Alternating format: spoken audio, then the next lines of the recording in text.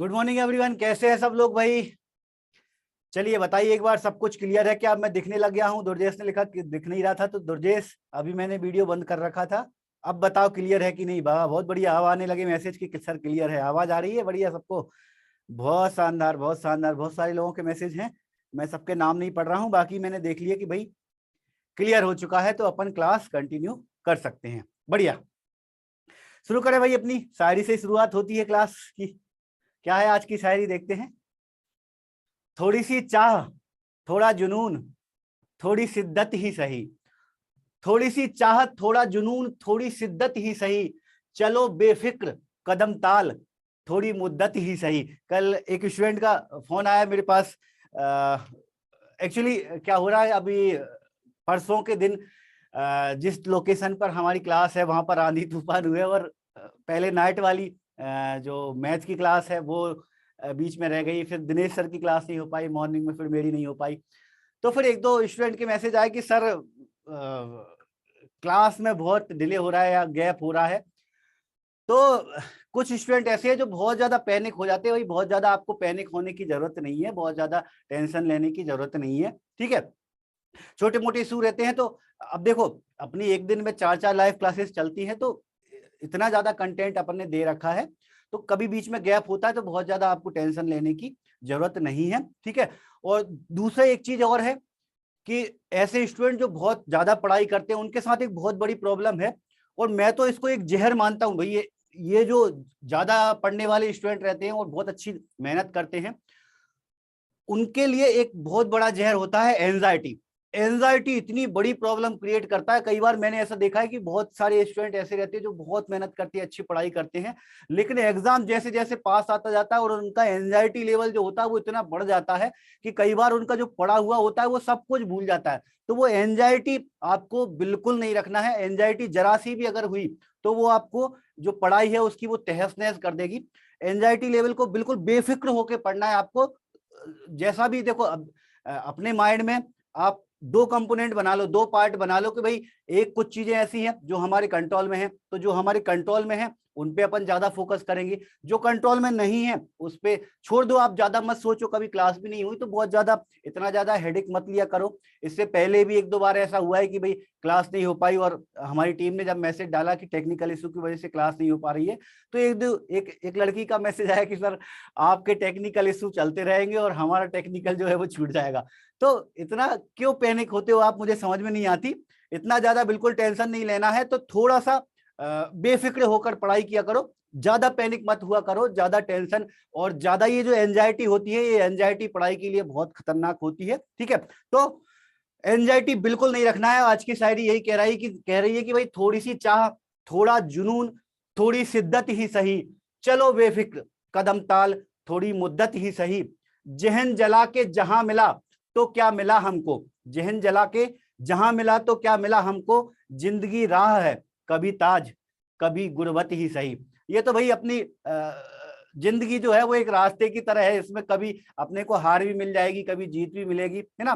तो एग्जाम, अगर अपन किसी एग्जाम की तैयारी कर रहे हैं, अगर आपका टारगेट ग्रुप 5 है तो ग्रुप 5 टारगेट है, तो ये जरूर आपको सोचना है कि मुझे निकालना है, लेकिन मुझे निकालना ही है। ये सोच जो रहती है वो बहुत एंजाइटी पैदा करती है कि भाई मुझे तो निकालना ही है। ये सोच नहीं रखना आपको। निकालना है और निकालना ही है, दोनों चीजों में बहुत अंतर है। निकालना ही में फिर क्या हो जाता है कि अगर नहीं निकाल पाए तो मतलब जिंदगी खत्म। ऐसा नहीं है, कोई एक एग्जाम से आपकी लाइफ खत्म नहीं हो सकती। जैसे बीच में भी एक दो स्टूडेंट मैंने इस तरह से बात की थी, कोई हो सकता है ग्रुप 5 के बीच बीच में कोई दूसरी वैकेंसी निकल आए, और एक निकल भी आई है एम्स रायपुर की, अगर आपको मालूम चल गया हो तो इसके साथ साथ आप एम्स रायपुर की भी तैयारी कर सकते हो, ठीक है।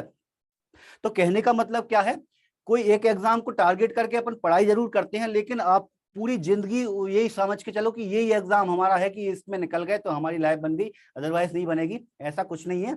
ये तो भाई अपन को अपनी तरफ से जितनी अपन तैयारी कर सकते हैं उतनी तैयारी करना है। अब जो चीज अपने कंट्रोल में नहीं है, कि सिलेक्शन अपने कंट्रोल में नहीं है, भाई अपन तो अपनी तरफ से, अपने कंट्रोल में क्या है, तैयारी करना। तो अपन जितनी तैयारी कर सकते हैं, जितनी मेहनत कर सकते हैं उतनी मेहनत करेंगे, लेकिन सिलेक्शन पे अपना कंट्रोल नहीं है तो उसके बारे में आप ज्यादा सोचो ही मत। इतना सोचो कि भाई हमें तो हमारा जो काम है वो तैयारी करना है, ठीक है। अब थोड़े बहुत इशू आते हैं, थोड़ी बहुत प्रॉब्लम आती है, तो उनमें आपको ज्यादा टेंशन लेने की जरूरत नहीं है, ठीक है। हाँ, तो एक बार फिर से पूरी शायरी एक बार फिर से रिपीट करके और अपनी क्लास पे अपन कंटिन्यू करेंगे कि थोड़ी सी चाह, थोड़ी सी चाह, थोड़ा जुनून, थोड़ी शिद्दत ही सही, चलो बेफिक्र कदम ताल, थोड़ी मुद्दत ही सही, जहन जला के जहां मिला तो क्या मिला हमको, जिंदगी राह है कभी ताज कभी गुर्बत ही सही। चलो भाई सर, कंटिन्यू करते हैं अपन आज की क्लास को। और ओवरव्यू अपना चल रहा है हेमेटोलॉजी का। ओवरव्यू में अपन डेफिनेशन डिसीज 2 पार्ट कवर कर चुके हैं। आज अपन डायग्नोसिस पार्ट पे आएंगे। जिन्होंने पहले 2 क्लासेस नहीं देखी हैं और आज डायरेक्ट लाइव क्लासेस में आ गए हैं, तो उनको मैं बता दूं, ओवरव्यू में हम हेमेटोलॉजी का रिवीजन करते हैं, लेकिन दिनेश सर की क्लास नहीं थी तो थोड़ा सा अपन एडवांस लेवल पे ओवरव्यू में चल रहे हैं, तो थोड़ी सी नई चीजों को अपन कवर करते हुए चल रहे हैं। और थ्योरी को मैंने याद करने के हिसाब से 3 पार्ट में डिवाइड करता हूं। इसको मैं ट्रिपल डी बोलता हूं। ट्रिपल डी का मतलब है डेफिनेशन, डिसीज और डायग्नोसिस। इसमें 2 पार्ट जो होते हैं वो कॉन्सेप्ट वाले होते हैं। इनमें आपको इत्मीनान से बैठ के कॉन्सेप्ट समझना होता है। एक बार आप कॉन्सेप्ट समझ गए तो इनसे फिर क्वेश्चन जब भी बनेंगे आराम से बन जाते हैं। डायग्नोसिस पार्ट ऐसा होता है जिसमें टेस्टिंग पार्ट होता है।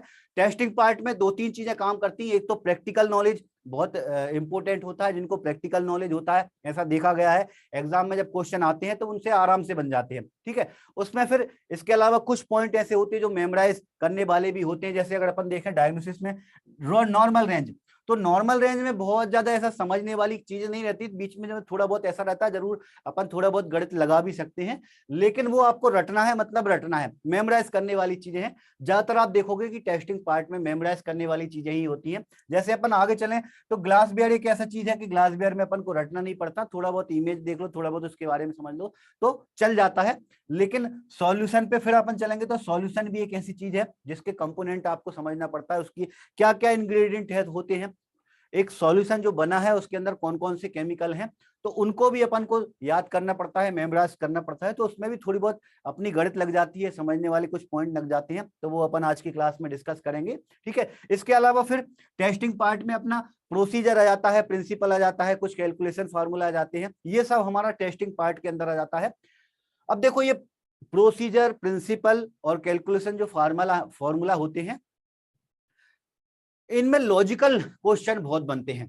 और लॉजिकल क्वेश्चन जब अपन अपने पास एक शॉर्ट टाइम होता है, जैसे 3 महीने का अपन सिलेबस लेकर चल रहे हैं, तो ये लॉजिकल पॉइंट हमको नोट्स में छोड़ना पड़ता है। और ज्यादातर टाइम में हम क्लास में तो डिस्कस कर लेते हैं, नोट्स में आपको नहीं मिलते। अगर लॉजिकल पॉइंट को क्लास में अगर डिस्कस किया जाए या नोट्स में आपको दिया जाए, नोट्स में डिटेल में आपको दिया जाए अगर लॉजिकल पॉइंट को, तो फिर आपके गॉटकर और नोट्स में ज्यादा अंतर नहीं रह पाएगा, है ना। तो जो स्टूडेंट कभी कभी मुझसे पूछते हैं कि सर क्या नोट्स अकेले ही सफिशिएंट है किसी एग्जाम के लिए, तो मैं उनसे एक ही चीज बोलता हूं, अगर आपके लॉजिकल जो क्वेश्चन है वो अच्छे हैं तो आपको बिल्कुल किताब उठाने की जरूरत ही नहीं है।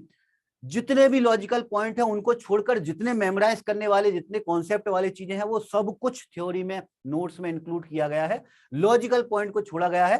तो लॉजिकल पॉइंट वैसे तो बहुत सारे बनते हैं, लेकिन अपन आज की क्लास में लॉजिकल पॉइंट से क्वेश्चन कैसे कैसे बनते हैं वो भी अपन आज की क्लास में समझेंगे, ठीक है भाई।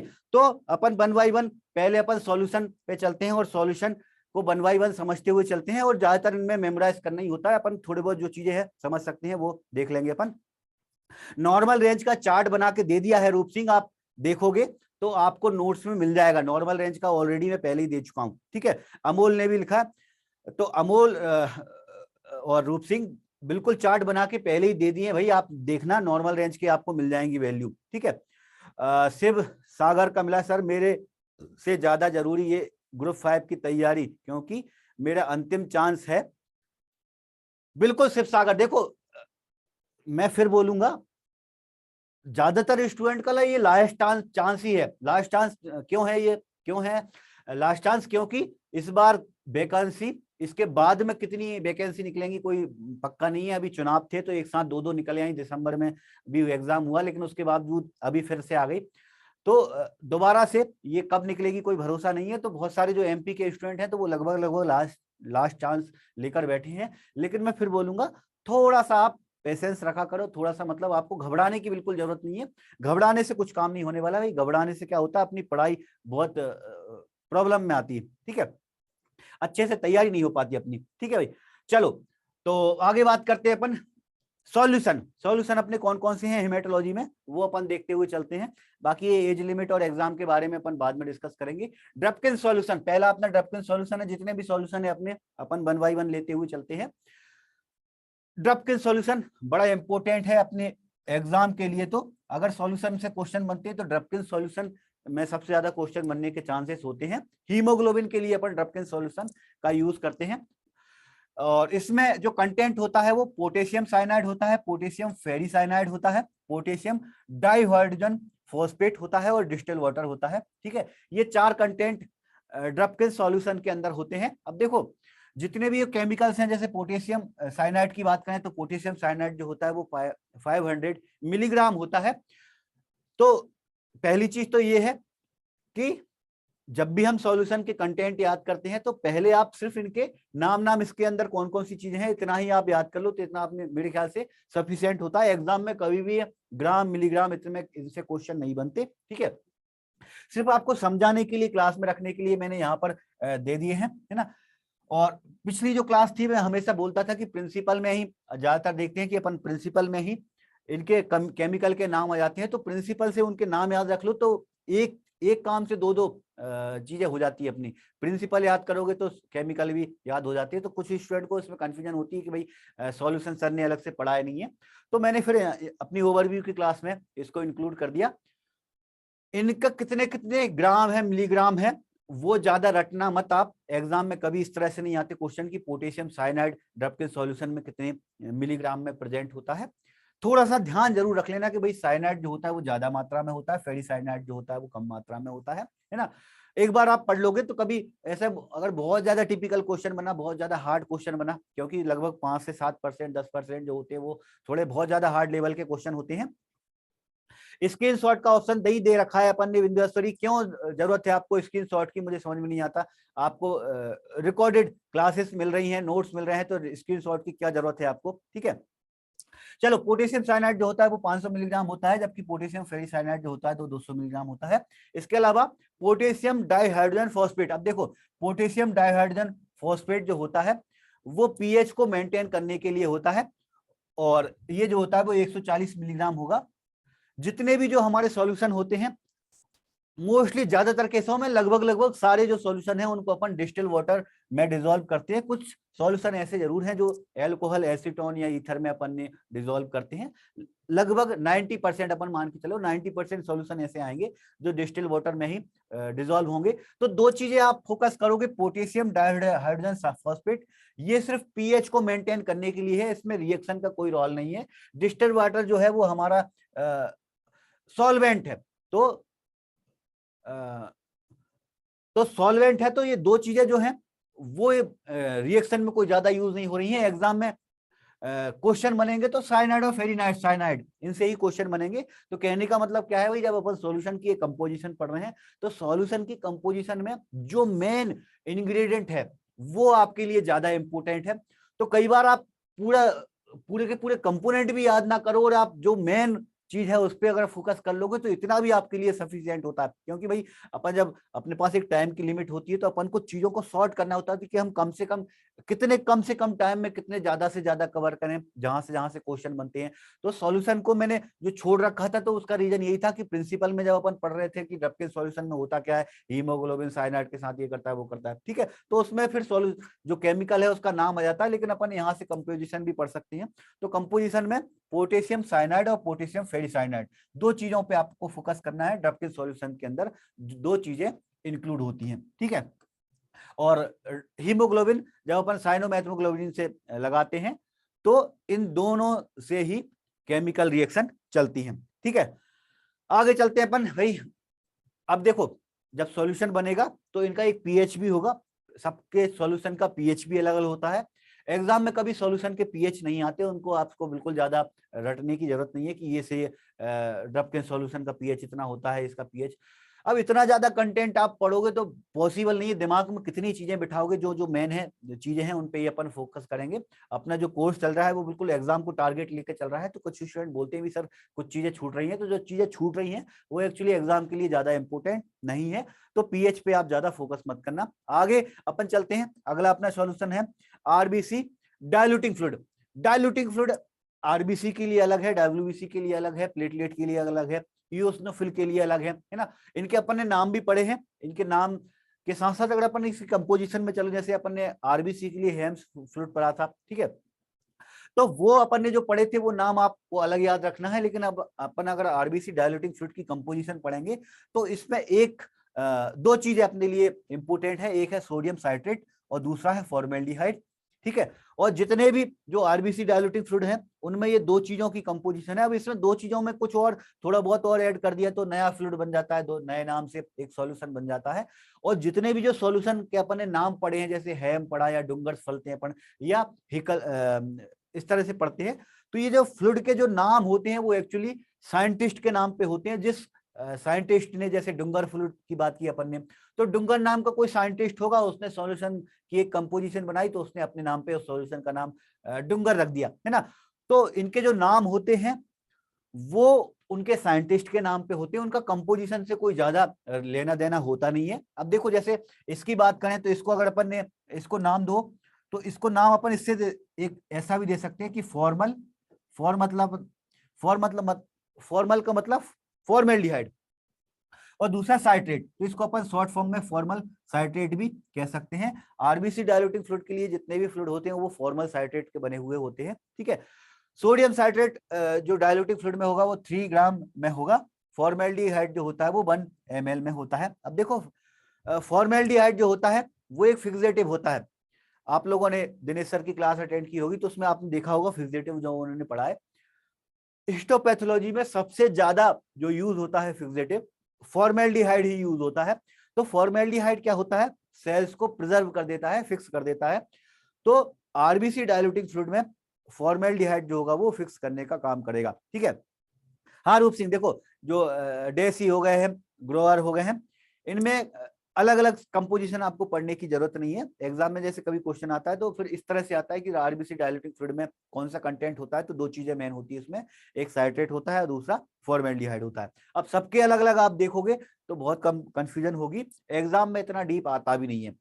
डिस्टिल वाटर जो होगा वो तो सिर्फ डिजोल्व करने के लिए है, तो इसको आप सब में से अगर हटा भी दो तो भी कोई फर्क नहीं पड़ेगा, एग्जाम में डिस्टिल वाटर से कभी क्वेश्चन आएगा नहीं।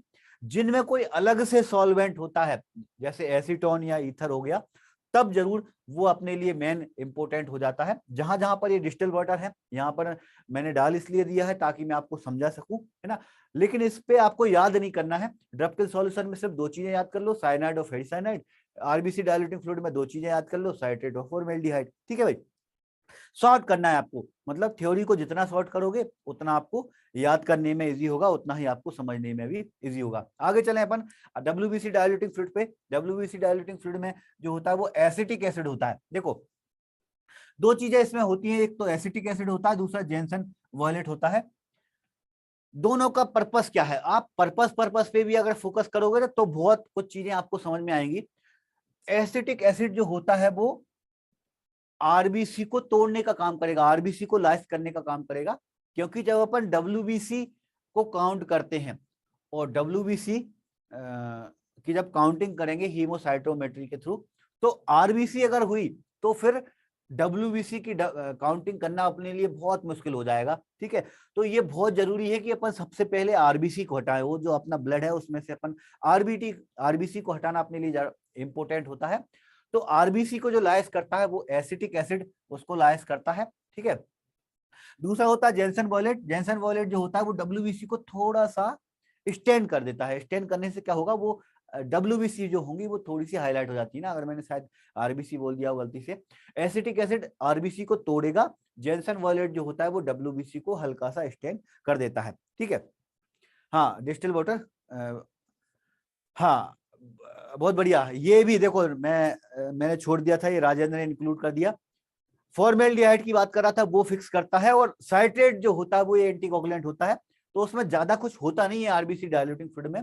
आरबीसी डाइल्यूटिंग फ्लूइड में सिर्फ डाइल्यूशन ही बनना होता है, और डाइल्यूशन नॉर्मल सलाइन से भी अपन बना भी सकते हैं, और ऐसा कर भी सकते हैं अपन। आरबीसी की काउंटिंग अपन जब करते हैं हीमोसाइटोमेट्री में, तो अपन नॉर्मल सलाइन में भी वो जो डाइल्यूशन बनता है अपना, उतना डाइल्यूशन बनाकर अपन नॉर्मल सलाइन से भी काउंटिंग करें तो लगभग लगभग सेम ही वैल्यू आएगी। अब इसमें दो चीजें हैं, एक साइट्रेट है, साइट्रेट जो है वो एक एंटीकोगुलेंट है। एंटीकोगुलेंट क्यों ऐड किया है इसमें साइट्रेट में, उसका एक रीजन है। उसका रीजन ये है कि भाई ऐसा हो सकता है कि किसी पेशेंट का ईडीटीए में सैंपल ना लेकर डायरेक्ट उसके फिंगर से एक दो ड्रॉप लेकर उसके हीमोग्लोबिन और आरबीसी को काउंट कर दिया जाए। हो सकता है, बिल्कुल हो सकता है। हीमोग्लोबिन अपन करें तो एसिड हेमेटिन वाली मेथड से अपन कर सकते हैं। फिंगर प्रिक की अपन ने तो वन ड्रॉप से अपन अपना जो एसिड हेमेटिन वाली में साली मेथड जो है उससे अपन हीमोग्लोबिन कर सकते हैं। इसी तरह से अपन अगर अपन उसकी आरबीसी काउंटिंग करना चाहें तो वो भी अपन फिंगर के थ्रू कर सकते हैं। फिंगर प्रिक के थ्रू अपन फिंगर प्रिक के थ्रू जो ब्लड निकला है वन ड्रॉप, उससे अपन डायरेक्ट पिपेट में ले लो, और पिपेट में लेकर डायरेक्ट उसको अपन डाइल्यूटिंग फ्लूइड में ऐड कर दो, तो वो वाला ब्लड कोगुलेट ना हो, ब्लड जो हो वो क्लॉट ना हो, उसको क्लॉट से बचाने के लिए सोडियम साइट्रेट का यूज किया जाता है। तो उसका पर्पस बेसिकली ये है कि अगर एंटीकोगुलेंट ब्लड में अगर हम सैंपल ना लेते हैं, डायरेक्ट अगर अपन फिंगर से ही ले लें तो वो ब्लड क्लॉट ना हो, इसलिए एंटीकोगुलेंट को थोड़ा सा मिक्स कर दिया जाता है। तो सोडियम साइट्रेट जो होता है उसमें एंटीकोगुलेंट का काम करेगा। बाकी दूसरा जो होता है फॉर्मेल्डिहाइड, वो सिर्फ फिक्सेटिव की तरह काम करेगा। डाइल्यूशन जो बनता है वो सिर्फ डिस्टिल वाटर में बनता है और उससे ज्यादा कुछ उसमें होता ही नहीं है। ठीक है, पीएच मेंटेन करने के लिए जरूर उसमें डाई हाइड्रोजन फॉस्फेट बफर को यूज किया जा सकता है। ज्यादातर मामलों में सॉल्यूशन में पीएच को मेंटेन करने के लिए डाई हाइड्रोजन फॉस्फेट बफर का ही यूज किया जाता है। चलो आगे बढ़ते हैं। हाँ बिल्कुल ले सकते हैं, और सही है। साली मेथड में भी अपन हीमोग्लोबिन में भी डायरेक्ट ले सकते हैं, और हीमोसाइटोमेट्री में भी अपन डायरेक्ट ब्लड ले सकते हैं। ग्रेविटी मेथड में भी अपन ऐसा करते हैं, वो हीमोग्लोबिन के लिए होता है। बहुत बढ़िया हर्षित। चलो मर्क्यूरी क्लोराइड जो होता है वो ब्लू कलर। हाँ, अगला है अपना प्लेटलेट काउंट। प्लेटलेट काउंट में फॉर्मल साइट्रेट होता है, तो ये भी एंटीकोगुलेंट की तरह काम करेगा।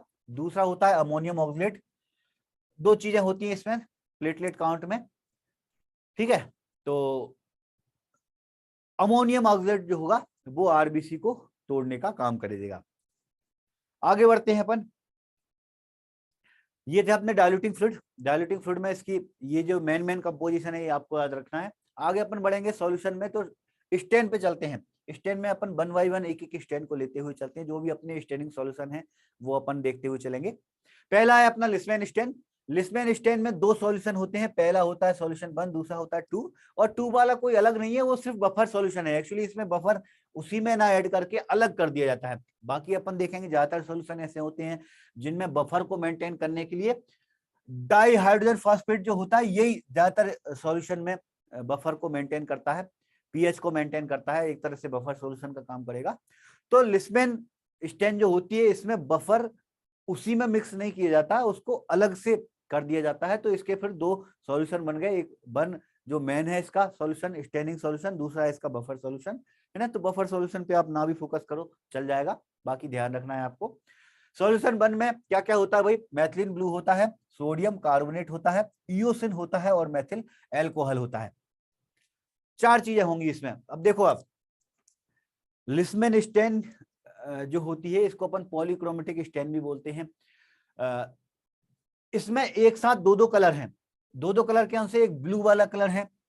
ब्लू वाला कलर जो होता है वो अपने न्यूक्लियस को स्टेन करने के लिए होता है, ठीक है। बेसोफिलिक कलर होता है। इओसिन जो होता है वो एसिडोफिलिक कलर होता है। तो इओसिन पिंकिश कलर देता है, ब्लू कलर अपने मैथिलीन ब्लू देगा। तो दो दो कलर इसमें मिक्स हैं। दो कलर मिक्स क्यों है इसमें, क्योंकि जब अपन स्टेनिंग करते हैं तो WBC की मार्फोलॉजी अपन को ज्यादा अच्छे से क्लियर हो।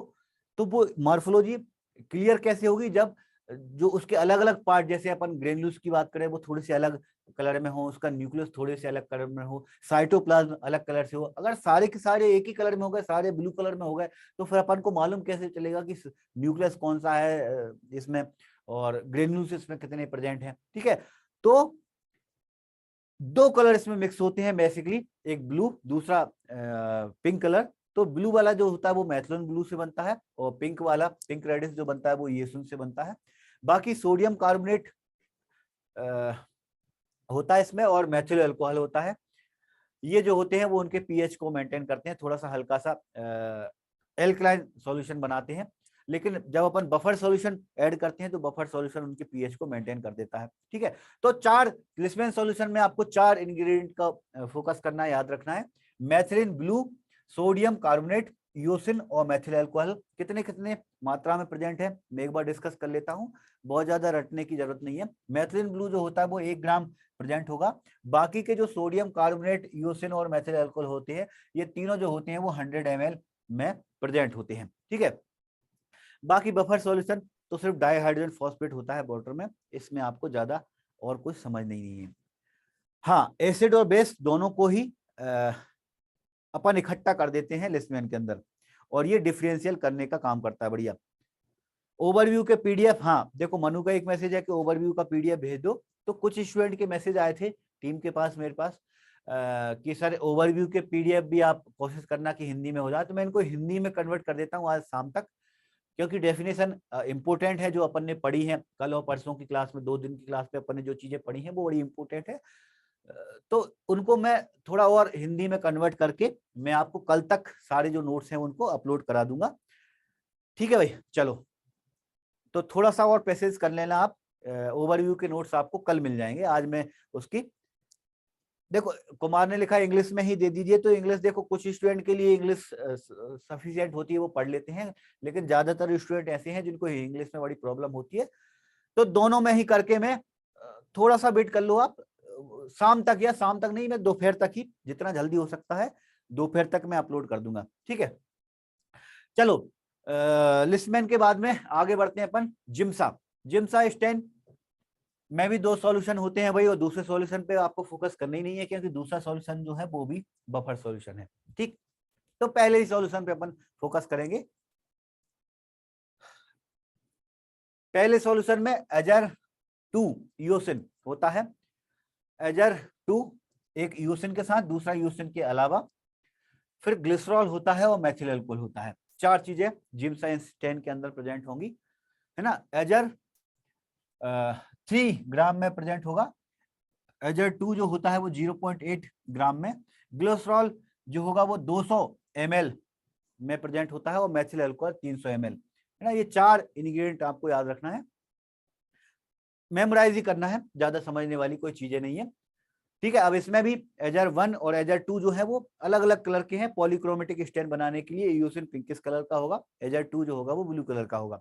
सेम जो चीजें लिस्टमैन में फॉलो हुई थी, जो रूल लिस्टमैन में फॉलो हुए थे कि 2 अलग अलग करके स्टेन जो होते हैं वो एक ही स्टेनिंग सॉल्यूशन में अपन ने ऐड कर दिए।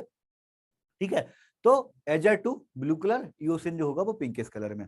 ठीक, चलो आगे बढ़ते हैं अपन। जिम्सा के बाद में अगला ब्रिलियंट क्रिस्टल ब्लू और न्यू मैथिलिन ब्लू, दोनों जो होते हैं किसके लिए होते हैं, मैं आपको लोगों के वेट कर रहा हूं मैसेज का, मुझे मालूम है, लेकिन मैं आप लोगों से पूछूंगा किसके लिए होते हैं।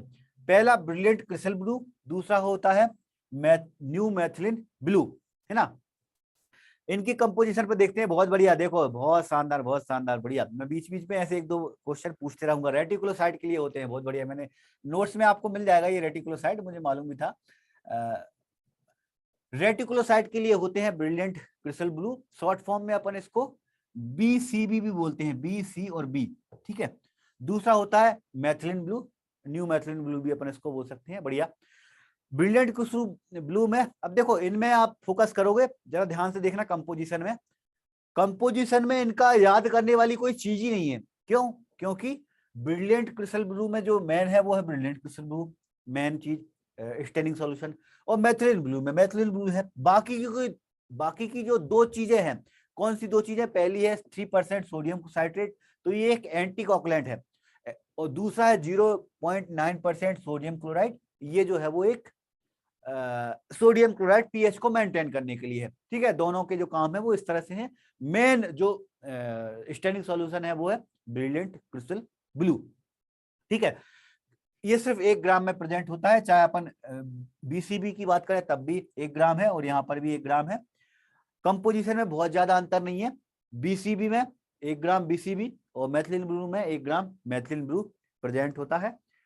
सोडियम साइट्रेट ऊपर भी है नीचे भी है, क्लोराइड ऊपर भी है नीचे भी है, दोनों को आपको ज्यादा फोकस करने की जरूरत नहीं है। एग्जाम में कभी क्वेश्चन बनता भी है तो सिर्फ इसका मेन कंपोनेंट है कौन सा, ब्रिलियंट क्रिस्टल ब्लू और मैथिलीन ब्लू, ये आपको याद रखना है। और ज्यादातर मामलों में RBC WBC प्लेटलेट को अगर अपन छोड़ दें तो बाकी ये रेटिकुलोसाइट यूओसिनोफिल की बात करते हैं तो उनमें सिर्फ नाम से ही क्वेश्चन आते हैं। जैसे मैंने यहाँ पूछ लिया कि ये किसके लिए होता है, रेटिकुलोसाइट के लिए होता है, तो ऊपर या तो ये लिख दिया कि भाई रेटिकुलोसाइट के लिए कौन सा होता है, तो फिर ऑप्शन में ये आ गए तो ये हमारे सही आंसर होंगे। या फिर ये ऊपर क्वेश्चन में है कि ब्रिलियंट क्रिस्टल ब्लू का यूज हम किसकी काउंटिंग के लिए करते हैं, तो रेटिकुलोसाइट हमारा आंसर हो जाएगा। ठीक है, लो तो लगभग सेम ही है, आपको याद करने में कोई समझने दिक्कत नहीं होगी। ठीक है, और जितने भी ये सॉल्यूशन अपने हेमेटोलॉजी के हैं, मैं जब आपको PDF दूंगा तो आप देखना, PDF में आप देखोगे कि मैंने 2-2 सॉल्यूशन के सेट बनाए हैं, 2-2 सॉल्यूशन के, तो दोनों में आप देखोगे वो सेट जो है उनमें बहुत सारी चीजें मैच कर रही हैं, है ना। जैसे यहाँ पर मैच कर रही हैं, इसी तरह से आपको बहुत सारी चीजें मैच करती हुई दिखेंगी। तो इसके 2-2 पेयर में पढ़ने, जो सॉल्यूशन जितने भी अपने हेमेटोलॉजी के 2-2 पेयर में आप पढ़ोगे तो याद करने में आपको बहुत आसानी होगी। आप एक बार PDF देखना तो आप देखोगे 2-2 के पेयर में आप देखोगे, तो जैसे यहाँ पर 2 पेयर हैं बना दिए मैंने, आगे भी मैं देखूं, आगे और सॉल्यूशन पे डिस्कस करूंगा। 2 पेयर कौन कौन से हैं, एक हेंज बॉडी को जरूर छोड़ देना, आगे और जो 2 पेयर होंगे 2-2 पेयर में याद करने में आसानी होगी आपको। हेंज बॉडी में क्या होता है भाई, हेंज बॉडी में जो होता है वो मेथिल वॉयलेट होता है, इसका मेन कंपोनेंट मेथिल वॉयलेट है ना। तो मतलब आप हेंज बॉडी के लिए सिर्फ मेथिल वॉयलेट को याद कर लो, इतना भी सफिशिएंट है। कितना शॉर्ट में याद रखना है आपको, है ना, बहुत ज्यादा इसमें रटने की जरूरत ही नहीं है। कितना प्रेजेंट होता है, 0.5 ग्राम, हालांकि ये इतना आता नहीं कभी कितने ग्राम में प्रेजेंट होगा। 0.9 जो होता है वो सोडियम क्लोराइड इसमें प्रेजेंट होता है 100 ml, और सोडियम क्लोराइड का काम जो होता है वो पीएच को मेंटेन करने के लिए होता है। ठीक, आगे बढ़े, आगे अपना पेपेनहाइमर बॉडी। पेपेनहाइमर बॉडी में क्या होता है भाई, इसमें 2 सॉल्यूशन होते हैं, एक होता है सॉल्यूशन 1 और उसमें 1% पोटेशियम फेरिसाइनाइड होता है, और उसके साथ साथ 0.2 N हाइड्रोक्लोरिक एसिड प्रेजेंट होता है, N/10HCl इसमें प्रेजेंट होगा, है ना। N/10HCl, या फिर आप इस तरह से कभी भी लिखा देखो 0.2 N, तो इसका मतलब ये है ये जो है वो नॉर्मल सॉल्यूशन है। नॉर्मल सॉल्यूशन के बारे में अपन ने बायोकेमिस्ट्री में डिस्कस किया था, आपको ध्यान होगा, है ना।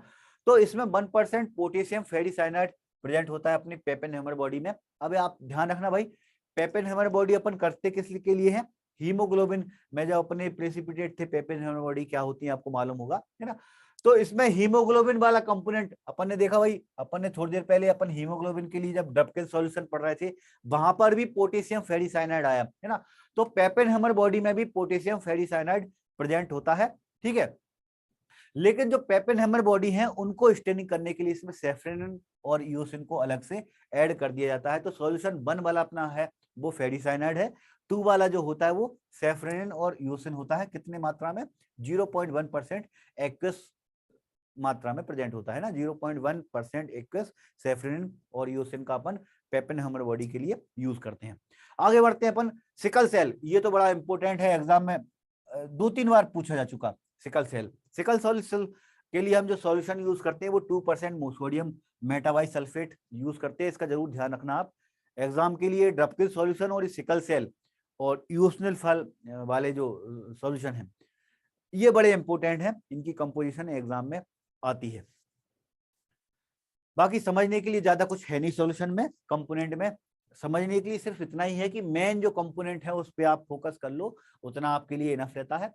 आपके पास टाइम है तो आप उसके कितने कितने ग्राम में प्रेजेंट होते हैं ये पढ़ भी सकते हो, मेरे ख्याल से एग्जाम में नहीं आते कभी, तो आप छोड़ भी सकते हो। ठीक, आगे बढ़ते हैं, चलो तो ये अपने सॉल्यूशन की बात हो गई। अब अपन 1 बाय 1 एक एक टेस्ट को लेते हुए चलेंगे और इसमें से कौन कौन से लॉजिकल पॉइंट निकलते हैं उन पे अपन थोड़ा डिस्कस करेंगे।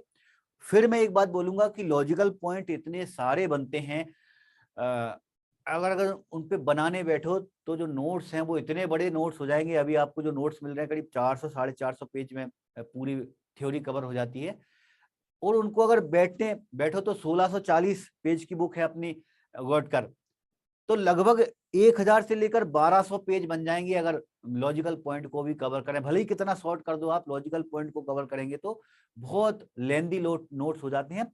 ये डिपेंड करता है आपके प्रैक्टिकल नॉलेज पर। आप जब पढ़ते हैं तो किस तरह से पढ़ते हैं उस पर भी बहुत कुछ डिपेंड करता है। ठीक है, एग्जाम टाइम में लॉजिकल पॉइंट पे ज्यादा फोकस करने का टाइम हमारे पास होता नहीं है। ठीक है, और हम लोग भी क्लास में जरूर डिस्कस कर देते हैं। अब देखो थोड़ा सा मैं लॉजिकल पॉइंट पे आज की क्लास में डिस्कस करूंगा। ठीक है, हाँ, नोट्स में मेमोरेबल पॉइंट और कॉन्सेप्ट वाले चीजें ज्यादा इंक्लूड है, लॉजिकल पॉइंट को मैंने पूरा का पूरा छोड़ रखा है। लेकिन आज की क्लास में मैं लॉजिकल पॉइंट पे बात करूंगा ताकि आप थोड़ा समझ जाएं कि लॉजिकल पॉइंट से क्वेश्चन किस तरह से बनते हैं। और जो लोग पूछते हैं कि सर इससे बाहर कभी क्वेश्चन तो नहीं आएगा, है ना, और कभी कभी बोल भी देते हैं सर आपके नोट से कुछ क्वेश्चन थे जो आपके नोट्स में इंक्लूड नहीं थे, है ना, तो मैं उनको यही जवाब देता हूँ, भाई जो छूटे होंगे, जो एग्जाम में जो क्वेश्चन आए होंगे वो 100% वो वाले क्वेश्चन होंगे जो लॉजिकल होंगे। देखें अपन कौन कौन से लॉजिकल क्वेश्चन बनते हैं, वन बाय वन एक एक टेस्ट को लेते हुए चलते हैं। पहला अपना हीमोग्लोबिन। हीमोग्लोबिन का जो मेन पर्पस होता है वो होता है अपन को ब्लड में ये देखना होता है कि अपनी ऑक्सीजन कैरिंग कैपेसिटी अच्छी है या नहीं। देखो इसी एक लाइन से भी क्वेश्चन बन सकता है, हीमोग्लोबिन अपन किस लिए करते हैं। ऐसे क्वेश्चन आ जाते हैं, आप एग्जाम में फोकस करना। लगभग 20% क्वेश्चन ऐसे होते हैं जो इसी तरह की होते हैं। हम हीमोग्लोबिन किस लिए करते हैं? 4 ऑप्शन आपके पास हैं, ब्लड की मात्रा को देखने के लिए, हीमोग्लोबिन के टाइप को देखने के लिए, ऑक्सीजन की कैरिंग कैपेसिटी देखने के लिए, या ऑक्सीजन की मात्रा को देखने के लिए।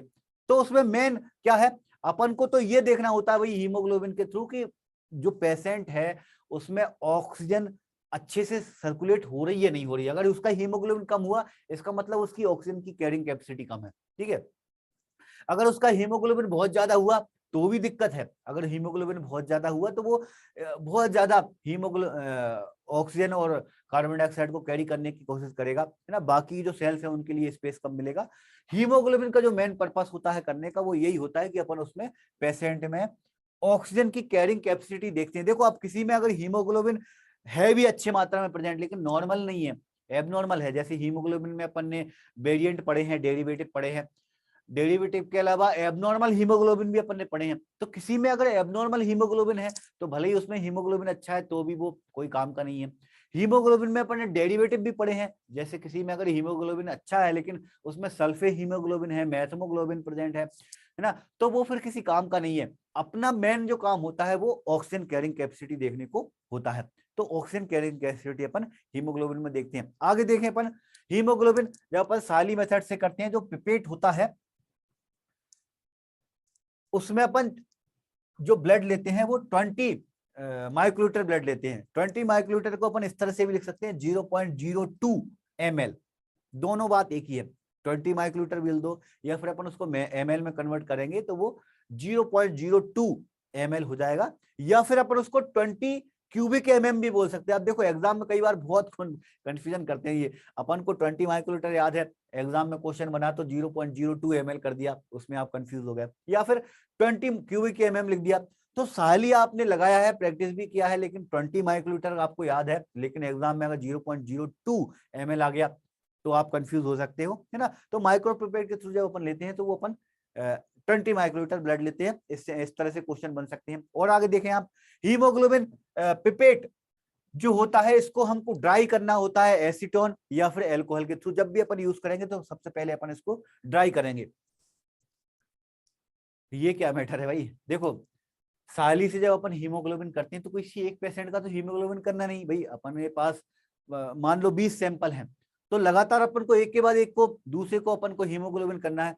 तो क्या अपन ऐसा कर सकते हैं कि एक का हीमोग्लोबिन अपन ने लगाया साली से, जो पिपेट है अपन ने माइक्रोपिपेट से अपन ने एक का सैंपल लिया, है ना, और फिर अपन ने डिस्टिल वाटर से धो धा के उसको दूसरे को यूज कर लिया। कर सकते क्या ऐसा? नहीं कर सकते भाई। क्यों? अगर अपन ने डिस्टिल वाटर से धो दिया तो दूसरे वाले का जो ब्लड सैंपल लेंगे वो पूरी आरबीसी जो होंगी वो लायस हो जाएंगी। ठीक है, तो अपन ऐसा नहीं करते। अब आपके मन में यह है कि सर अपन नॉर्मल सलाइन से भी तो कर सकते हैं, नॉर्मल सलाइन तो अच्छा होगा ना। जब अपन नॉर्मल सलाइन से करेंगे तो जो अपना NY10HCl है उसके पीएच में चेंजेस आने लगेगा, उसका जो पीएच होगा वो कम ज्यादा होने लगा, भाई एसिडिक नेचर से वो हो सकता है न्यूट्रल पीएच में हो जाए, तो नॉर्मल सलाइन से भी अपन उसको वॉश नहीं कर सकते, ना अपन उसको डिस्टिल वाटर से वॉश कर सकते हैं। वॉश भले ही कर सकते हैं, अगर मान लो वॉश कर भी दिया है तो भी अगले पेशेंट को अगर अपन लेना है सैंपल, तो अगले पेशेंट को सैंपल लेने से पहले अपन या तो एसीटोन या फिर कोई एल्कोहल से अपन उसको ड्राई करते हैं। ड्राई करने का मतलब क्या है, उसको एक बार अगर अपन ने एल्कोहल और या फिर एसीटोन से धो दिया मतलब पिपेट से एक बार लेके और छोड़ दिया और उसके बाद थोड़ी देर रोक दिया, तो वो जो होता है वो ड्राई हो जाता है। इसको अपन उसको बोलते हैं पिपेट को ड्राई करना। पिपेट को ड्राई करने के लिए हम किससे करेंगे, एल्कोहल से या फिर एसीटोन से। ठीक है, तो इस तरह के पॉइंट, हाँ इस तरह के पॉइंट अपन को कंफ्यूज करते हैं, अभी है लॉजिकल, लेकिन प्रैक्टिकल नॉलेज पे बड़े प्रैक्टिकल नॉलेज पे बहुत डिपेंड होते हैं। जिन्होंने साल ही से लगाया है, जिनको पूरी प्रिंसिपल प्रोसीजर याद है, तो उनको मालूम है भाई 20 माइक्रोलीटर लेते हैं, ये उनको मालूम है। करने के बाद अपन उसको एसीटोन या फिर एल्कोहल से ड्राई करते हैं, ये उनको मालूम है। और आगे बढ़े अपन, क्या इस तरह के और पॉइंट निकलते हैं। एसिड हिमेटिन वाली जो अपनी साली मेथड है, ये एक विजुअल मेथड होती है। एग्जाम में कभी कभी कुछ तरह से क्वेश्चन आ जाते हैं। मान लो क्वेश्चन ऊपर है, ये 4 मेथड है हीमोग्लोबिन की, इनमें से कौन सी मेथड कैलोरीमेट्री है, कैलोरीमेट्री वाली कौन सी मेथड है। 4 ऑप्शन आपके पास, देखो मैं बता रहा हूं क्वेश्चन किस तरह से बनते हैं। क्वेश्चन है कि 4 ऑप्शन आपको दिए हैं हीमोग्लोबिन के, इनमें से आपको बताना है कि कौन सी मेथड कैलोरीमेट्री है। ऑप्शन में आपके पास पहला लिखा है साइली मेथड, दूसरा लिखा है साइनोमेथमोग्लोबिन, तीसरी स्पेसिफिक ग्रेविटी लिख दी, चौथी फिर और कोई सी लिख दी। तो आपके दिमाग में आएगा भाई साइली में भी तो अपन कलर मेजर करते हैं भाई, कलर अपने कैलोरीमेट्री, जब शब्द आपके सामने आएगा तो कैलोरीमेट्री में आपको लगेगा कि भाई साइली मेथड में अपन यही तो कर रहे हैं, कलर मैच कर रहे हैं, ब्राउन कलर को मैच कर रहे हैं। तो आप कंफ्यूज हो गए कि भाई कैलोरीमेट्री जो होगा वो साहली वाला ही होगा, क्यों, क्योंकि उसमें अपन कलर मैच कर रहे हैं। लेकिन नहीं, साहली वाला जो होता है मेथड, ये कैलोरीमेट्री नहीं होता। क्यों नहीं होता कैलोरीमेट्री, क्योंकि कैलोरीमेट्री जो होता है वो उसमें अपन कैलोरीमीटर का यूज करते हैं। कैलोरीमीटर यूज करके अपन उसकी इंटेंसिटी को देखते हैं। अपन ने बियर्स एंड लंबर्ट्स ला पढ़े हैं, ठीक है। तो कैलोरीमीटर अपन साहली को नहीं बोलेंगे, अपन बोलते हैं साइनोमेथमोग्लोबिन मेथड को। साली वाली जो मेथड होती है वो एक सिर्फ विजुअल मेथड होती है। इस तरह के क्वेश्चन अपन को बड़े कंफ्यूज हो करते हैं। ये लॉजिकल क्वेश्चन है, लॉजिकल क्वेश्चन पे मैं बात करता हूं, ठीक है। बहुत बढ़िया है ना। विजुअल जो होता है वो साइली होता है, और साइनोमेथमोग्लोबिन जो होता है वो कैलोरीमेट्री होता है। आगे बढ़े अपन, आल्फॉर्म साइनोमेथमोग्लोबिन से जब अपन हीमोग्लोबिन लगाते हैं, तो हीमोग्लोबिन के जितने भी डेरिवेटिव हैं, हीमोग्लोबिन के डेरिवेटिव कौन कौन से होते हैं, ऑक्सी हीमोग्लोबिन, कार्बोक्सी हीमोग्लोबिन, ये जो होते हैं वो ऑक्सीजन के डेरिवेटिव होते हैं। इसमें सल्फो हीमोग्लोबिन जो होता है वो उसमें कन्वर्ट नहीं होता। साइनोमेथमोग्लोबिन से जब अपन हीमोग्लोबिन लगाते हैं तो उसमें सल्फे हीमोग्लोबिन जो होता है वो कन्वर्ट नहीं होता है ना। इस तरह के पॉइंट एग्जाम में आ सकते हैं, ये आपको ध्यान रखना है। आगे बढ़े भाई, अपन ब्लड जब अपन ड्रफकिन सॉल्यूशन में मिक्स करते हैं, कैलोरीमीटर से हीमोग्लोबिन लगाते हैं, अपन कैसे लगाते हैं, कैलोरीमीटर में अपन जब अगर हीमोग्लोबिन लगाएंगे तो 5 ml लेंगे अपन ड्रफकिन सॉल्यूशन, और इस 5 ml के ड्रफकिन सॉल्यूशन में सिर्फ 20 माइक्रोलीटर अपन ब्लड को, ईडीटी वाले ब्लड को मिक्स कर देते हैं। मिक्स करके 5 मिनट बाद अपन उसकी रीडिंग ले लेते हैं हीमोग्लोबिन की ना। ये प्रोसीजर है साइनोमेथमोग्लोबिन की, और प्रोसीजर में नोट्स में आपको मिलेगा कि नहीं, मिलेगा नहीं कि सर ने कहीं लिखा ही नहीं है कि 5 ml ड्रफकिंस लेते हैं, 20 माइक्रोलीटर ये लेते हैं। लॉजिकल पॉइंट है भाई, है ना, और वही अपन डिस्कस कर रहे हैं। तो इसमें जो डाइल्यूशन बनता है वो डाइल्यूशन बनता है 1:250, एक रेशो 250, 1:, इस तरह से पढ़ते हैं अपन, 1:250 का डाइल्यूशन बनता है। जब अपन 5 ml का ड्रफकिन सॉल्यूशन लो और 20 माइक्रोलीटर से ब्लड लो, तो उसका जो डाइल्यूशन बनता है वो 1:250 का बनता है। ये अपन कैलकुलेट कर सकते हो, है ना। अपन इसको दोनों को अगर आप ml में कन्वर्ट करोगे, है ना, तो 20 माइक्रोलीटर को आप अगर ml में कन्वर्ट, देखो लॉजिकल क्वेश्चन कैसे है, मैंने क्यों बोला इसको लॉजिकल क्वेश्चन। आप बोलोगे सर ये तो याद करने वाला क्वेश्चन है, 1:250 का डाइल्यूशन कैसे बन रहा है। तो 20 माइक्रोलीटर को जब आप ml में कन्वर्ट करोगे तो कितने ml बन सकता है ना। 20 माइक्रोलीटर में आप जस्ट उसका कैलकुलेट करते जाओ, 100 1 ml में जो रहता है वो रहता है 1000 माइक्रोलीटर, ठीक है, 1000 माइक्रोलीटर है ना। तो 1000 माइक्रोलीटर को आप 1000 माइक्रोलीटर को आप 20 से डिवाइड करोगे तो वैल्यू कितनी आई, 2 पंजे 10, 50 है ना। और 50, बहुत बढ़िया, देखो 50 और 5 ml जब अपन उसको गुणा करेंगे 50 को अपन 5 से मल्टीप्लाई कर देंगे तो वो 250 हो जाएगा। समझ में आ रहा, थोड़ा मेरी मैथ कमजोर है ना। हाँ देखो, रूप सिंह ने पूछा है कि 250 कैसे आ गए, मैं थोड़ा इसको समझा दूं, देखो आप लोग कंफ्यूज हो रहे हो तो 1 ml में 1000 माइक्रोलीटर प्रेजेंट होते हैं, है ना। या तो आप इसको माइक्रोलीटर में कन्वर्ट कर दो ml को, या फिर इसको आप ml में कन्वर्ट कर दो। मैं इसको एक बार क्लियर कर दूं और क्लियर करके मैं आपको समझाता हूं, है ना। अपने पास 5 ml ड्रपकिन सॉल्यूशन है ना, रेशो जो बन रहा है वो 5 ml ड्रपकिन सॉल्यूशन है और 20 माइक्रोलीटर ब्लड है। दोनों की जो यूनिट है वो अलग अलग है दोनों। अब देखो रेशो अगर अपन को निकालना है तो इस तरह का जब रेशो निकलता है तो उसकी दोनों की यूनिट सेम होना चाहिए। 5 ml को आप माइक्रोलीटर में कन्वर्ट कर दो। माइक्रोलीटर में कन्वर्ट करने के लिए आप करोगे तो 1 ml में 1000 माइक्रोलीटर रहता है और 1000 माइक्रोलीटर रहता है तो 5 ml में कितने माइक्रोलीटर प्रेजेंट होगा, 5000 माइक्रोलीटर। मैं मैथ पढ़ाने लग गया आज, चलो। और बाकी फिर रेशो बनेगा अपना 20 माइक्रोलीटर, ठीक है। अब आप इसको डिवाइड करो, क्या डिवाइड हो सकता है ना। तो डिवाइड हो सकता है भाई, बिल्कुल हो सकता है। 0 से तो 0 कट जाएगा, बाकी जो 2 है उससे जब अपन 500 को काटेंगे तो वो 250 आ जाएगा। मैथ पढ़ा दी मैंने आज। तो रेशो जो बना वो 1:250 का बना है ना। तो इस तरह से है ना, इस तरह से इसका डायल्यूशन निकल के जाएगा, जो उसका डायल्यूशन बनेगा वो 1:250 का डायल्यूशन बनेगा। आ गया रूप सिंह समझ में? चलो हाँ, बहुत बढ़िया। देखो एक पॉइंट राजेंद्र ने भी इसमें इंक्लूड कर दिया है, 15 मिलीग्राम पर डीएल का स्टैंडर्ड होता है। ये बहुत बढ़िया भाई ना, इस तरह के पॉइंट एग्जाम में आते हैं। चलो आगे बढ़े। हाँ, एक पार्ट जो होता है वो ब्लड, नहीं, हाँ एक पार्ट जो होगा वो ब्लड होगा और 250 जो होगा वो सॉल्यूशन होगा। बिल्कुल सही, सही कह रहे हो दीपक आप। आगे बढ़ते हैं। हीमोग्लोबिन के बाद में ये पिपेट है ना, पिपेट में इस तरह से अपन जब ये पिपेट रहता है, इमेज के थ्रू मैंने समझा नहीं आपको। तो यहां तक अपन सैंपल लेते हैं, यहां तक अपन जो सैंपल लेते हैं वो 0.02 ml होता है। इसका मतलब ये होता है कि ये 20 माइक्रोलीटर है ना। और जो ट्यूब होती है अपनी, इससे पॉइंट बन सकते हैं क्वेश्चन। चलो फिलहाल छोड़ दो इसको, इसमें कोई क्वेश्चन नहीं बन रहा है। आगे बढ़ते हैं। अगला है अपना हीमोसाइट्रोमेट्री। हीमोसाइट्रोमेट्री से कौन कौन से लॉजिकल क्वेश्चन बन सकते हैं उन पे भी जरा देखें अपन। हीमोसाइट्रोमेट्री,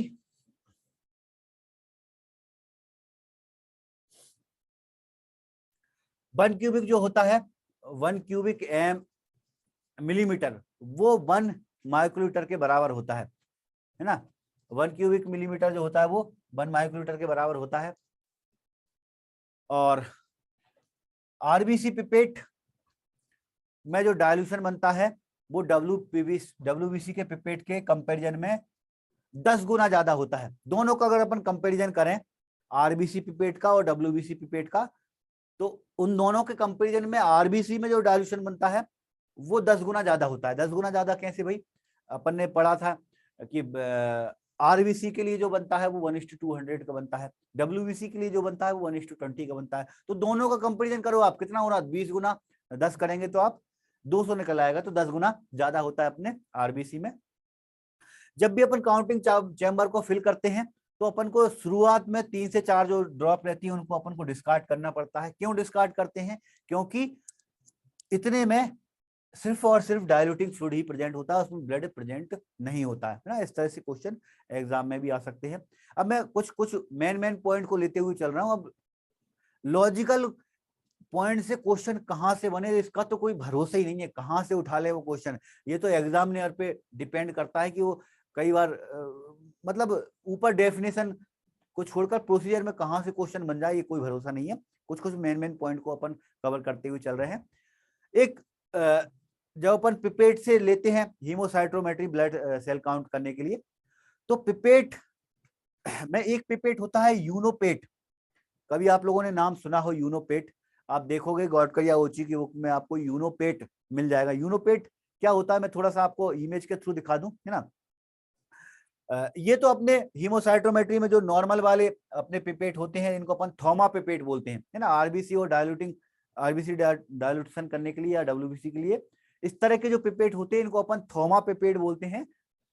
अब एक सेल्फ डायल्यूटिंग फ्लूइड भी रहता है बनाने के लिए पिपेट। आप ये वाला देख रहे हो, इसमें क्या रहता है, इसमें डायल्यूशन पहले से ही अपन फिल करके रख देते हैं और बड़े इससे काम करना बड़ा इजी हो जाता है, जल्दी जल्दी काम हो जाता है, बहुत जल्दी जल्दी काम हो जाता है। तो इसको अपन यूनोपेट बोलते हैं। यूनोपेट, ये ध्यान रखना आपको, है ना। एग्जाम में कभी इस तरह से क्वेश्चन आ गया कि यूनोपेट क्या होता है, कई बार आ जाते हैं क्वेश्चन, है ना। तो यूनोपेट क्या होती है भाई, सेल्फ पिपेटिंग मेथड होती है। सेल्फ पिपेटिंग मेथड का मतलब क्या होता है, उसमें पहले से ही डाइल्यूट प्रेजेंट होगा और उस डाइल्यूट के अंदर ब्लड अपन 20 माइक्रोलीटर लेते जाएंगे। तो बड़े काम करना बहुत इजी होता है इसके साथ। अपने जो छोटे वाले माइक्रो पिपेट होते हैं उनमें बहुत प्रॉब्लम होती है, ब्लड को 20 माइक्रोलीटर मेजर करना बहुत प्रॉब्लम होती है। एक बार मेजर कर लो तो कई बार ये होता है, आप लोगों ने कभी साली लगाए हो या मतलब ये हीमोसाइटोमेट्री किया हो तो आप लोगों ने देखा होगा, अपन ले लो तो पहले तो ब्लड को उतना ही सिर्फ 20 माइक्रोलीटर मेजर करना बड़ा प्रॉब्लम, फिर बाद में अपन उसको थोड़ा बहुत ज्यादा एक्स्ट्रा आ गया तो उसको कम करने के लिए अपन टिश्यू पेपर से करो तो पता चले वो टिश्यू पेपर में ज्यादा ब्लड चला जाता है तो वो फिर कम हो जाता है ना। तो ये प्रॉब्लम आती है। तो ये सब प्रॉब्लम हटाने के लिए एक पिपेट यूज होता है, इसका नाम है यूनोपेट। और यूनोपेट क्या होता है, सेल्फ फिलिंग पिपेट होता है। सेल्फ पिपेटिंग मतलब उसमें सिर्फ उतना ही ब्लड आएगा, 20 माइक्रोलीटर ही ब्लड आएगा और उसमें डायल्यूएंट जो होगा पहले से ही प्रेजेंट होता है। ठीक है, कई बार बबल भी आ जाते हैं, बहुत प्रॉब्लम आती है इसमें। ठीक है, चलो आगे बढ़ते हैं भाई। हाँ, उसमें आगे की तरफ देखो, किसी ने देखा है यूनोपेट, तो जिसने देखा हो तो बहुत अच्छी बात है। आगे की तरफ निडल टाइप की प्रेजेंट होती है उसमें। न्यूअर काउंटिंग चेंबर में एच शेप में ट्रॉप प्रेजेंट होती है, जिसमें दो दो काउंटिंग एरिया प्रेजेंट होते हैं। न्यूअर काउंटिंग चेंबर मेरे ख्याल से सभी स्टूडेंट ने देखा होगा। एक बार मैं इमेज में दिखा दूं, इसमें कहीं आपको एच दिख रहा है क्या, है ना। एग्जाम में आप क्वेश्चन आ गया एच का कि एच कहाँ प्रेजेंट होता है, तो इसमें दोनों तरफ जो बनी है संरचना और बीच वाली जो संरचना है, इसको आप मिला दो तो इसकी जो इमेज है वो कुछ एच टाइप की निकल के आती है ना। तो एच टाइप की ट्रॉप प्रेजेंट होती है अपने न्यूअर काउंटिंग चैम्बर में। ठीक है, तो न्यूअर काउंटिंग चैम्बर में एच टाइप की ट्रॉप प्रेजेंट होगी और इसमें काउंटिंग जो होती है वो दो जगह अपन कर सकते हैं ना। बहुत सारे स्टूडेंट जिन्होंने किया नहीं है उनको ऐसा लगता है कि न्यूअर काउंटिंग चैम्बर में एक ही जगह काउंटिंग हो सकती है, ऐसा नहीं है। अपन एक साथ दो पेशेंट के अपन इसमें काउंटिंग कर सकते हैं, आरबीसी काउंट या डब्ल्यूबीसी काउंट। या आप एक पेशेंट के एक तरफ आप आरबीसी भर दो, दूसरी तरफ डब्ल्यूबीसी का डायल्यूशन भर दो, तो एक ही पेशेंट का आप आरबीसी और डब्ल्यूबीसी दोनों आप एक साथ कर सकते हो। ठीक है, तो ये मतलब ये लॉजिकल पॉइंट है, मैं लॉजिकल पॉइंट पे बात करते हुए चल रहा हूँ। तो न्यूअर काउंटिंग चैम्बर में इस तरफ का एच ड्रॉप प्रेजेंट होता है, उसमें दो दो काउंटिंग एरिया प्रेजेंट होते हैं।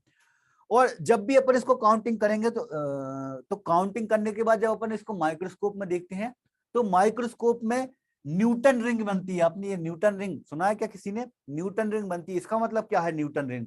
आप लोगों ने कभी माइक्रोस्कोप में अगर काउंटिंग की हो तो आप देखोगे, जब आप यहाँ पर काउंटिंग करते हो, माइक्रोस्कोपी करते हो, तो माइक्रोस्कोप में या माइक्रोस्कोप नहीं भी करोगे तो ये विजुअली भी आपको थोड़ी सी दिखेगी, हल्की सी, बहुत ज्यादा इतनी क्लियर नहीं होती। इस तरह की जो रिंग होती है इसको अपन न्यूटन रिंग बोलते हैं। न्यूटन रिंग हल्की सी दिखती है उसमें, है ना। राउंडेड, बहुत बढ़िया रूप सिंह लिख दिया।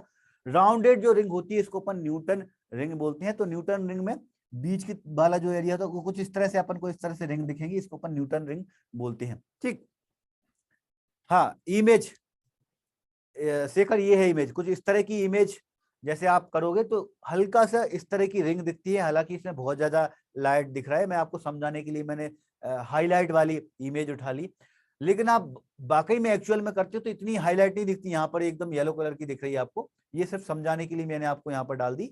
आप चार्ज करोगे तो हल्की सी इसमें रिंग दिखेंगी, ये जो रिंग होती है। हाँ, बहुत बढ़िया, जब अपन चार्ज करते हैं तो चार्ज करने के बाद कुछ इस तरह से रिंग बनती है। ठीक है, हालांकि माइक्रोस्कोप में तो बहुत ज्यादा अपन सिर्फ काउंटिंग एरिया पे ही फोकस करते हैं तो उसमें नहीं दिखेगी।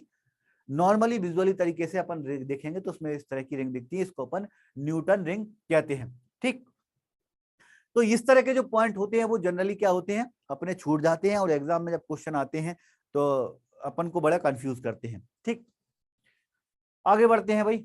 हीमोसाइटोमेट्री के बाद में हीमेटोक्रिट, पीसीबी। पीसीबी से कुछ पॉइंट निकल के आते हैं भाई। पीसीबी देखो, पीसीबी के लिए एक फॉर्मूला ये भी लगता है, हीमोग्लोबिन में अगर अपन 3 से मल्टीप्लाई कर दो तो लगभग लगभग पीसीबी की जो वैल्यू निकलती है वो बराबर के आसपास ही निकलती, लेकिन हालांकि वो एकदम एक्यूरेट वैल्यू नहीं होती। लेकिन कभी एग्जाम में इससे तरह भी क्वेश्चन आ सकता है कि कितने गुना होता है पीसीबी जो होता है, वो हीमोग्लोबिन के लगभग लगभग 3 गुना ज्यादा होता है। और लेकिन कभी बार अगर अपन पीसीबी कर रहे हैं तो पीसीबी अपन करते किससे हैं, विंट्रॉप ट्यूब से। विंट्रॉप ट्यूब में अपन ब्लड भर के और उसको अपन सेंट्रीफ्यूज करते हैं। ये देखो विंट्रॉप ट्यूब अपना रहता है इस तरह से, विंट्रॉप पिपेट है ना, उसमें अपन ब्लड को फिल करके और उसको सेंट्रीफ्यूज करते हैं। अब मान लो उसका जो लेवल है, यहाँ तक जो लेवल है 100 तक का, तो 100 की जगह पर थोड़ा बहुत कम ज्यादा ब्लड हो सकता किसी पेशेंट का सैंपल अपने पास इतना है ही नहीं भाई, 70 माइक्रोलीटर भरा जाता है इसमें। तो मान लो किसी का ब्लड बहुत कम है, तो थोड़ा कम अगर हुआ तो वो 100 तक नहीं पहुंच पाए, तो क्या हम उसका पीसीबी करेंगे ही नहीं? ऐसा नहीं है। अगर उसका ब्लड थोड़ा कम हुआ तो उसमें अपन एक फॉर्मूला का यूज कर सकते हैं, उस फॉर्मूला के थ्रू अपन उसका पीसीबी निकालेंगे। या थोड़ा बहुत ज्यादा हुआ तब भी अपन ये फॉर्मूला काम आ जाता है। ये जो फॉर्मूला है वो कुछ इस तरह से, पीसीबी परसेंट जो होगा उसमें पीसीबी की जो हाइट निकल के आई है उसमें अपन टोटल ब्लड कॉलम की हाइट निकालेंगे और फिर अपन 100 से मल्टीप्लाई कर देंगे। क्या कैसे समझ में आया भाई? पैक्ड सेल का जो कॉलम है, ये जो आप देख रहे हो, इसमें पैक्ड सेल का कॉलम मान लो यहां तक आ गया, 80 तक आ गया है ना। मैं सिर्फ समझाने के लिए बता रहा हूं। मान लो 80 तक का कॉलम आया उसमें, है ना। और टोटल ब्लड का कॉलम कितना तक भरा था, या मान लो अपने पास ब्लड कम था, तो ब्लड कम था तो वो 90 तक ही भराया है ना। मैं सिर्फ समझाने के लिए बता रहा हूँ, हालांकि इतना भराता नहीं है। जब अपन पीसीबी करेंगे तो आरबीसी बहुत नीचे बैठ जाएंगी, हो सकता है 30 तक। मैं इसको 30 से लूं तो ज्यादा अच्छे से होगा याद आपको, है ना। 30 तक मान लो पैक्ड सेल बैठी है, और अपन ने भरा था तो पूरा भरा ही नहीं पाया, 100 तक भरा ही नहीं पाया, 90 तक ही भरा पाया। तो अपन फिर ये फॉर्मूला लगा देंगे, ऊपर 30 कर देंगे, नीचे 90 कर देंगे, और उसमें अपन 100 से मल्टीप्लाई कर देंगे। आप इसको काटोगे तो कैसे कटेगा, 3 से 3 0.3, नीचे 3 आ जाएगा, और 3 को फिर आप कटोगे तो 0.33 करके उस तरह से पीसी वैल्यू हो जाएगी। बहुत ज्यादा कैलकुलेट पे नहीं जाना है आपको, समझ नहीं आ रहा बोलने लग गया, कैलकुलेशन पे नहीं जाना, आप ये फॉर्मूला याद कर लेना। इस फॉर्मूला के थ्रू अपन किसी में भी ब्लड अगर कम ज्यादा हुआ विंट्रॉप ट्यूब के अंदर, तो उसकी पीसीबी को अपन कैलकुलेट करते हैं, तो वो इस फॉर्मूला के थ्रू कैलकुलेट करते हैं। ठीक है, हाँ ऑलरेडी मार्किंग होती है बिल्कुल जसपाल। पीसीबी अपन करते हैं तो विंट्रॉप के थ्रू करते हैं, तो विंट्रॉप में मार्किंग होती है, बिल्कुल सही है भाई। ये फॉर्मूला कब है, जब बाई मिस्टेक थोड़ा बहुत अपन ने ज्यादा भर दिया, या फिर किसी पेशेंट का सैंपल ऑलरेडी कम है तो वो पूरा भरा ही नहीं पाया।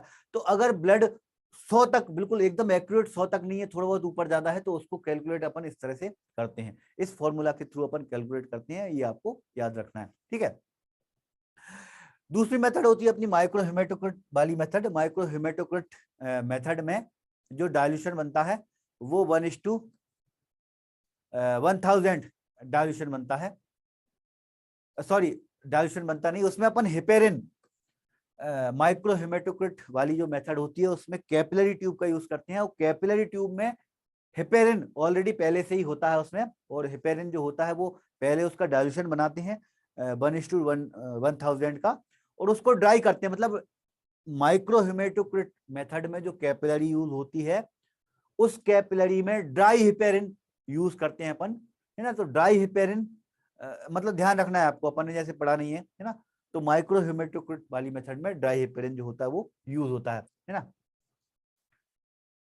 चलो और आगे देखें अपन, स्लाइड बनाते हैं भाई। स्लाइड से कुछ लॉजिकल पॉइंट निकल के आते हैं। स्लाइड को जब भी अपन क्लीन करते हैं तो वो अपन एल्कोहल से ही क्लीन करते हैं। एल्कोहल से क्लीन करने के बाद उसको ड्राई करने के बाद अपन उसका यूज करेंगे। स्मेयर जो बनाते हैं वो स्मेयर हाफ से लेकर 3rd 4th तक की एरिया में कवर करना चाहिए। मतलब ये जो स्मेयर बनी है आपकी, इसको ध्यान से देखना, ये जो स्मेयर है ये 3/4 एरिया को कवर करना चाहिए। जब भी अपन स्लाइड बनाते हैं तो एंगल जो होना चाहिए वो 45, मतलब नीचे वाली स्लाइड जिसपे अपन स्लाइड बना रहे हैं ना, ये ड्रॉप लगा है तो उसपे अपन जब स्लाइड बनाएंगे तो उसपे जो एंगल होता है वो 45 डिग्री का एंगल होना चाहिए स्लाइड बनाते टाइम।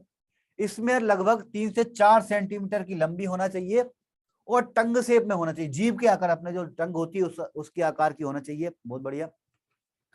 और जब अपन माइक्रोस्कोपी करते हैं तो माइक्रोस्कोपी में 5 WBC अगर अपन को लो पावर फील्ड में दिख रही है, लो पावर फील्ड क्या होता है 10x, अगर अपन 10x पे माइक्रोस्कोपी करो और अगर अपन को 5 माइक्रोस्कोपी दिख रही है, इस वाली इमेज को देखो आप, 10x वाली इमेज है, तो इसमें आपको कितनी दिख रही है 1 2 3 4, है ना। तो 5 अगर दिख रही है इसका मतलब वो हमको बता रहा है कि 1000 RBC के बारे में अपन 1000 WBC, यहाँ पे थोड़ी सी मिस्टेक है, रेड सेल नहीं होना चाहिए, WBC होना चाहिए। 5 WBC अपन को दिख रही है, इसका मतलब पेशेंट के ब्लड में लगभग 1000 WBC प्रेजेंट है। 5 WBC अगर अपन को माइक्रोस्कोप में दिख रही तो वो हमको 1000 के बारे में बताएंगी 10x पे। अगर 15 दिख रही है मतलब 3000 उसका WBC काउंट है। अगर 20 दिख रही हैं तो आप उसको कैलकुलेट कर लो, है ना। तो जितनी WBC दिखेंगी उसके हिसाब से अपन उसके WBC काउंट का थोड़ा सा एक आइडिया लगा सकते हैं। ठीक, चलो आगे बढ़ते हैं। अगर स्लाइड में न्यूक्लियोटेड आरबीसी है, न्यूक्लियोटेड आरबीसी क्या होती है भाई, आरबीसी में न्यूक्लियस प्रेजेंट नहीं होता, लेकिन अगर वो इमेच्योर फॉर्म में आ गई, रेटिकुलोसाइट भी इमेच्योर फॉर्म है लेकिन उससे भी पहले का इमेच्योर फॉर्म जो होती है वो न्यूक्लियोटेड आरबीसी होती है। न्यूक्लियोटेड आरबीसी वैसे तो ब्लड में दिखेगी नहीं, लेकिन अगर ब्लड में दिख रही है तो हमको डब्ल्यूबीसी काउंट को करेक्टेड करना पड़ता है। डब्ल्यूबीसी को करेक्टेड करने के लिए अपन एन आर, जितनी न्यूक्लियोटेड आरबीसी है उसमें अपन 100 WBC को काउंट करके और उससे मल्टीप्लाई कर देते हैं। तो ये उसका फॉर्मूला होता है, याद रखना आप। NRBC को काउंट करके अपन उसको 100 से डिवाइड कर देंगे। चलो इसी तरह से रेटिकुलोसाइट से कुछ पॉइंट है, ये भी कवर कर ही लेता हूं मैं। रेटिकुलोसाइट में जो स्टेनिंग यूज करते हैं वो सुप्रावाइटल होता है। सुप्रावाइटल मतलब सेल्स जो होती है वो डेड नहीं होती, डेड होने से पहले ही अपन उसको स्टेन कर देते हैं। और काउंटिंग करने के लिए अपन मिलर आईपीस मेथड का यूज करते हैं। बोन मैरो अपन करते हैं तो बोन मैरो करने के लिए अपन को लोकल एनेस्थेटिक देना पड़ता है। लोकल एनेस्थेटिक मतलब जहां से अपन बोन मैरो ले रहे हैं उस जगह को अपन को शून्य करना पड़ता है। वो शून्य करने के लिए अपन 2% लिग्नोकैन का यूज करते हैं। ये लोकल एनेस्थेटिक होता है, लिग्नोकैन, लिग्नोकैन का यूज करते हैं। हालांकि ये एनेस्थेटिक वगैरह से कभी क्वेश्चन आते नहीं है, लेकिन ध्यान होना चाहिए, इस तरह से लॉजिकल क्वेश्चन एग्जाम में बन सकते हैं। अब इस तरह के जो पॉइंट्स हैं वो जो जो इम्पोर्टेंट है, जो थोड़े और आपके समझने वाले हैं, इम्पोर्टेंट थे, वो मैंने यहाँ पे नोट्स में डाल दिए हैं, वो मैं आपको भेज दूंगा नोट्स में। लेकिन लॉजिकल पॉइंट्स की कोई सीमा नहीं है, कहाँ से क्वेश्चन बन जाए, कौन से क्वेश्चन बन जाए वो आपके प्रैक्टिकल नॉलेज पे बहुत ज्यादा डिपेंड करता है। चलो तो आज की क्लास थोड़ी सी लंबी खिंच गई, 10 मिनट ज्यादा हो गई। चलो तो आज की क्लास के लिए और कोई डाउट है तो आप 2 मिनट में पूछ लो, अदरवाइज अपन क्लास ओवर करेंगे। एक अनाया का मैसेज है कि सर जो इमेज चैट में सेंड की थी, हाँ अनाया मैं अभी क्लास के बाद में आपसे बात करता हूँ, है ना। एक्चुअली आपने जो इमेज भेजी है वो एनाटॉमी के पॉइंट हैं, एनाटॉमी का। एप्लासिया, देखो एप्लासिया जो होता है वो बोन मैरो अगर ब्लड सेल्स नहीं बना पा रही तो उसको अपन एप्लासिया बोलते हैं। कुछ पॉइंट ऐसे हैं जो एनाटॉमी फिजियोलॉजी के हैं। अब वो बुक कौन सी बुक से आपने भेजे थे, इतना ज्यादा डीप क्वेश्चन अपने एग्जाम में कभी नहीं आते, जो ज्यादा डीप में नहीं आते उनको अपन इंक्लूड करते नहीं है क्लास में, है ना। चलो क्लास के बाद में अनाया मैं आपको बात करता हूँ। स्मेयर का एंगल 45 होना चाहिए, रूप सिंह।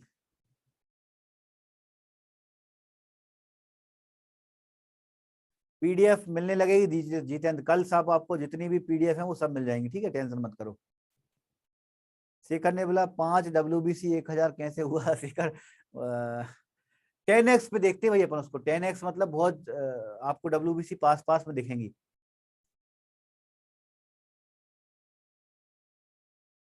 बायोकेमिस्ट्री ओवरव्यू में तो हिंदी वाले करने वाली कोई चीज ही नहीं है कपिल, उसमें तो कुछ है ही नहीं, अपन ने जो पढ़ा है उसका रिवीजन किया है उसमें अपन ने, और टेबल डली है तो टेबल में तो उसमें हो ही नहीं रहा है ना। तो बायोकेमिस्ट्री वाले ओवरव्यू का हिंदी नहीं हो पाएगा, इसका मैं हिंदी करके आपको दोपहर में या इवनिंग में भेज दूंगा, ठीक।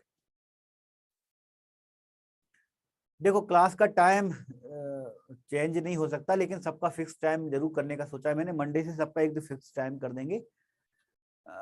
अब एक साथ चार चार लाइव क्लासेस आ रही हैं, तो कुछ क्लासेस तो आपको रिकॉर्डेड लेना ही पड़ेगा। देखो जो स्टूडेंट जॉब कर रहे हैं भाई, 8-8 घंटे आप जॉब कर रहे हैं, तो ये पॉसिबल ही नहीं है कि आप चार चार लाइव क्लासेस को कंटिन्यू देख सको।